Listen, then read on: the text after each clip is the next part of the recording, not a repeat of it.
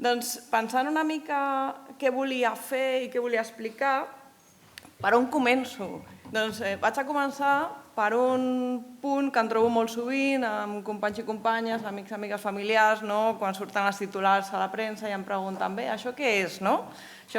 Això ha sortit un titular d'IA, això de s'activa Junta GPT, la nueva herramienta de IA que permitirá agilizar la administración pública.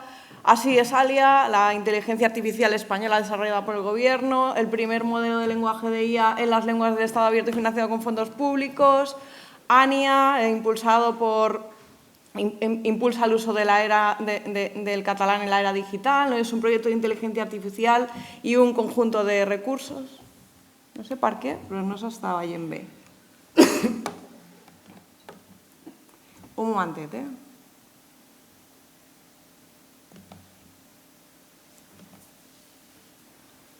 Abrir con... No hi ha PDF aquí en aquest ordinador. Només hi ha Chrome. ¿Sí que hay?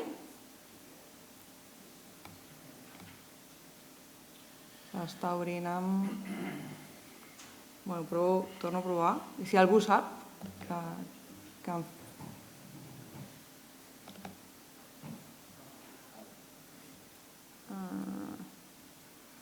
Bueno, os vale que sea así, ¿vale? Quedará un poco raro y yo vendré la que viene después, ¿vale? A veure, doncs... Aina, que... Tranqui, tiro així. Aina, que impulsa l'ús del català, ja l'he dit. LATAM GPT, el modelo de inteligencia artificial entrenado para entender a América Latina mejor que ChatGPT. Apertus, este modelo abierto, transparente, multilingüe, suizo. Local IA, impulsado por Diputats de Barcelona, que és un conjunt de recursos, de lleis i d'un llibre blanc que pot ajudar l'administració a implementar la IA. Aquest primer centre que obre OpenAI a Noruega, amb partners, Ciudad Real, que pone en marcha un chatbot llamado Prado para agilizar trámites administrativos de los vecinos, una IA generativa que atiende la centralita de Huelva, Asturias, que incorpora una plataforma de inteligencia artificial para modernizar contratación pública, Vilafranca, que incorpora también IA per facilitar els tràmits municipals, Cunit, que impulsa la IA local, Gonzalo, el chat GPT del Ejército de Tierra, y su reto es colosal porque tiene que convertir la IA en aliada militar del siglo XXI, i Albània, que anomena una ministra mia per frenar la corrupció en la licitació, que a més es diu Diala i em sembla que està embarassada i que d'aquí poc tindrà 83 fills, no m'ho invento, busqueu la premsa. Doncs tot això, que són projectes d'IA, però a quin nivell d'IA? Jo començo sempre dient, anem a plantejar dues primeres dimensions, la de models i la d'aplicacions. A models és on ho va patar tot el 2022 i ara hi ha diverses lligues, però hi ha 4 que són aquests, GPT-5, ara 5.1 des d'ahir, GPT 4.5, Gemini 2.5, Grok 4, que estan en la cabeza de la carrera. No són els únics, aquests podem dir que són els gegants, que tampoc són els únics i que tenim més i que a més tenim models gegants que són tancats privatius, models de codi obert. I no només tenim gegants, tenim diverses categories de mida, tenim gegants, grans, mitjans, petits. I sobre els models, amb els models, construïm aplicacions. I aquestes aplicacions no és només escollir amb quin model, és escollir on la instal·lo i com adapto, i aquí tenim diverses possibilitats. Agafo un model privat i tancat, i tiro de via API o l'instal·lo en un núvol privat i així l'adapto amb dades però mitjançant el patró arquitectònic de RAG, o agafo un model obert perquè busco control total i personalització absoluta i l'instal·lo en hardware propi, òbviament, a veure a quin nivell de model puc arribar a instal·lar, o bé tiro per una solució híbrida i llavors estic tenint una solució més complexa, per alguns casos pot ser interessant el fet de combinar models privats i models oberts. Bueno, quin triar? Depèn, no? Volem sobirania? Doncs un model obert on-premise, amb hardware propi, o volem que entregui ràpidament valor. Llavors, igual un model privat tot terreny que estigui instal·lat, òbviament, al hardware del venedor i que el podria, si em deixen, afinar-lo amb dades pròpies. O vull començar i no sé per on. Doncs igual una bona idea podria ser fer pilots híbrids i anar provant, i anar mesurant, i anar traient dades, experimentació, per després poder prendre millors decisions. Analitzant els exemples que posava al principi, doncs tenim que Junta GPT és aplicació interessant sobre model obert, en aquest cas Gemma 3, Alia és model obert, entrenat al Mare Nostrum, Ania és model obert i conjunt de recursos lingüístics, també entrenat al Mare Nostrum, Latam GPT és model, l'Apertus és model, Local IA ni model ni aplicació, aquí estem en una capa de governança. Aquest centre de dades que OpenAI planteja obrir a Noruega, doncs ni aplicacions, ni model, ni governança. Això és pura infraestructura física. Ciutat Real, aplicació, Huelva, aplicació, Astúries, aplicació, Vilafranca, aplicació, i a Conill li he posat aplicació i model perquè tenen previst afinar el model, que està basat en Alia, la IA local de Conill, i m'ha semblat interessant. Gonzalo, del Ejército de Tierra, aplicació interna impulsada per un motivat, d'immotivats i motivades hi ha tot arreu i, ojo, cuidao, hem de localitzar-los perquè hi ha gent que està pensant coses interessants, que treballa en models oberts aquesta aplicació, que està instal·lada local, òbviament, perquè aquí estem parlant en un context també de dades sensibles. I Albània, que jo primer reia d'aquest projecte, aquesta IA elevada a ministra, en realitat és un plantejament interessant per controlar el sistema de licitacions inicialment, com si fos una prova pilot, sí que muntada sobre OpenAI, però amb un futur que no només integraran, a més, en blockchain, perquè té tot el sentit, perquè en una altra xerrada posterior podríem parlar del que és la convergència tecnològica, no només la IA està present en el nostre futur digital, sinó que també, òbviament, trencar la dependència que tenen en aquest experiment a OpenAI amb el model propi que també estan desenvolupant. Models, aplicacions i què més? Ja he parlat dels models, els models que estan entrenats en dades i sobre els que construïm aplicacions que estan entrenats en infraestructura física, que corren sobre infraestructura física i que esdevenen infraestructura cognitiva, on construïm la nova generació d'aplicacions. I sobre de tot això, òbviament, necessàriament una governança. I a més, necessitem talent. Hem de formar les persones usuàries, formar, però a més hem de cultivar i crear talent que pugui implementar aquestes aplicacions dintre dels sistemes, dintre d'empreses i d'administració.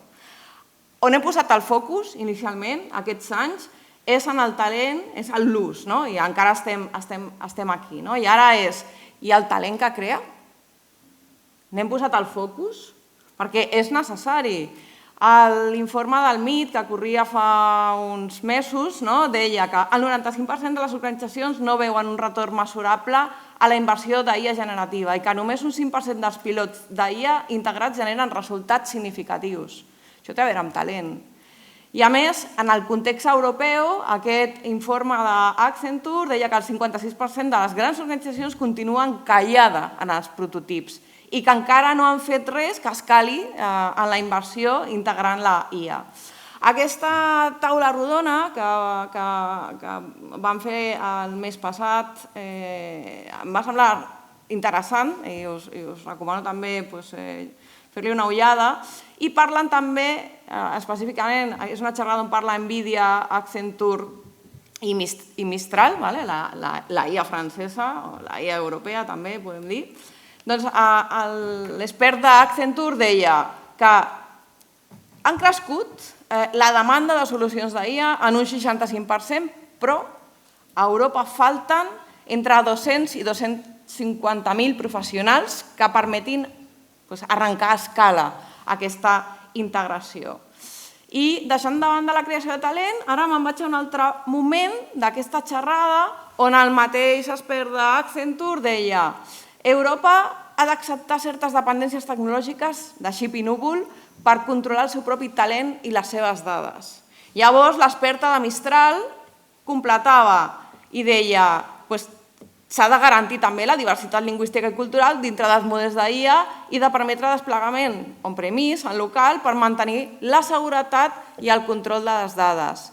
I per tancar, l'expert d'NVIDIA completava amb cada país hauria de tenir la seva pròpia infraestructura i models entrenats amb dades locals per poder servir adequadament als seus ciutadans. I a més afegia, si una persona pregunta en català i el sistema hauria de respondre en català amb referències pertinents al context català i no pas amb les lleis o exemples dels Estats Units. Això literal, del que passava en aquesta taula rodona.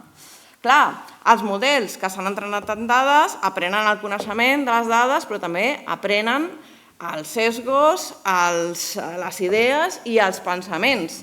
Llavors, aquesta infraestructura cognitiva esdevé també una infraestructura cultural.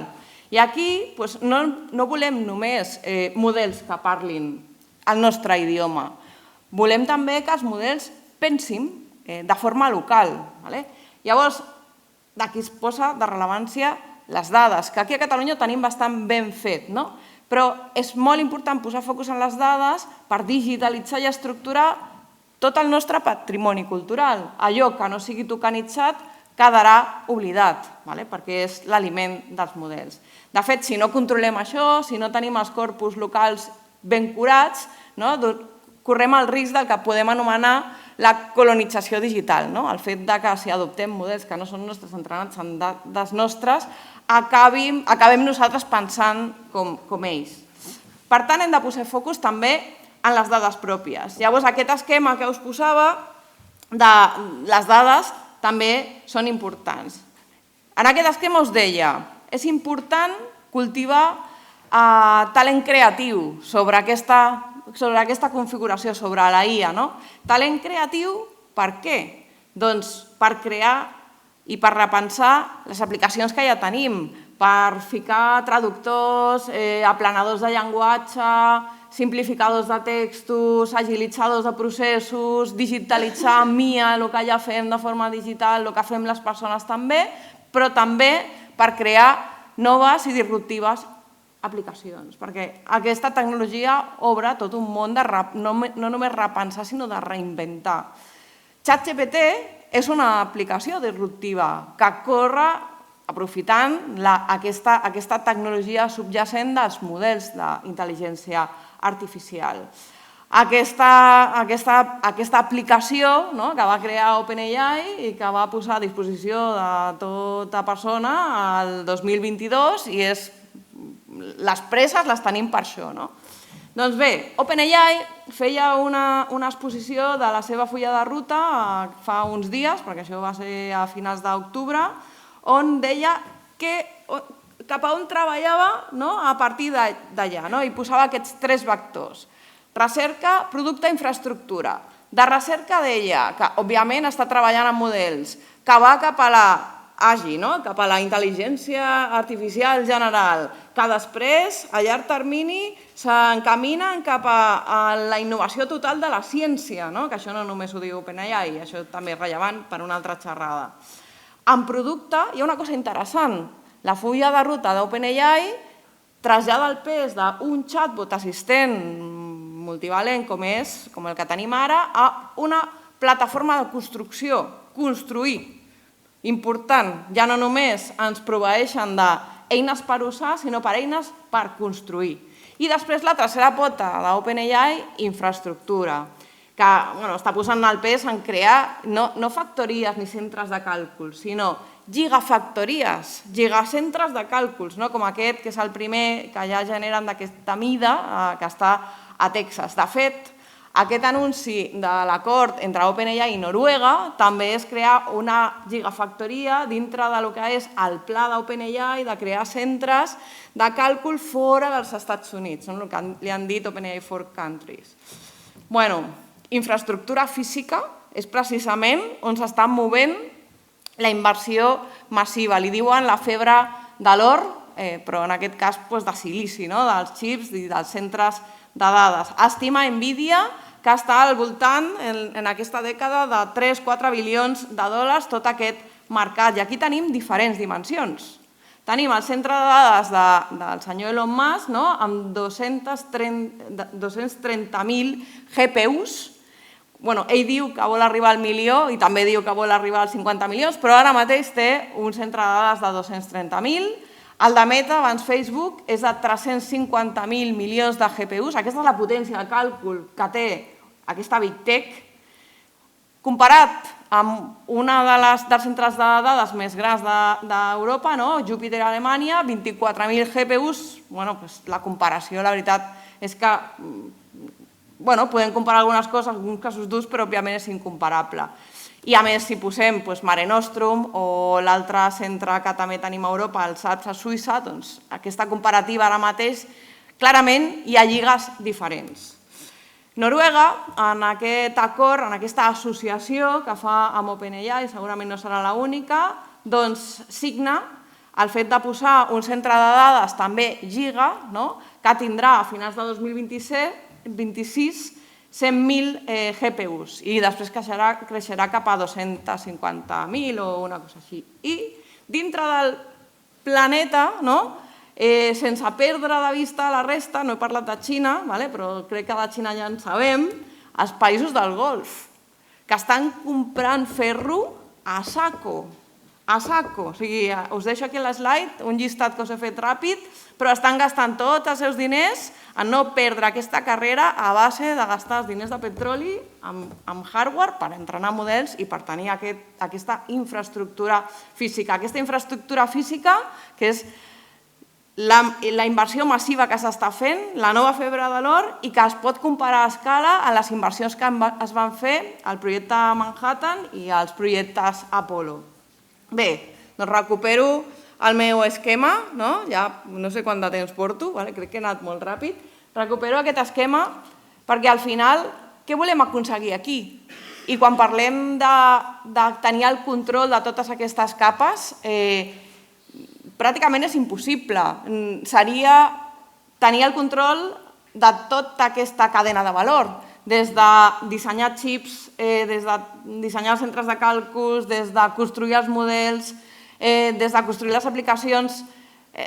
Construir models està en mans de tres, que són Estats Units, Xina i els països àrabs, perquè tindran el poderío, però la resta estem jugant a altres lligues. Llavors, queda, no sé si tenir o més aviat assegurar. I en aquest sentit, assegurar una infraestructura física per tenir agència tècnica i sobretot resiliència operativa, que si algú talla l'aixeta d'OpenAI i aquí estem fent servir en una configuració híbrida, m'ho invento, OpenAI, doncs que aquesta infraestructura local combinada ens permeti continuar operant, continuar sent competitius. Assegurar la capacitat d'aplicar i integrar models amb el context local, com a mínim a l'última milla, perquè aquí tenim diversos graus, si no tenim grans models, que com a mínim puguem ajustar els models amb les nostres dades.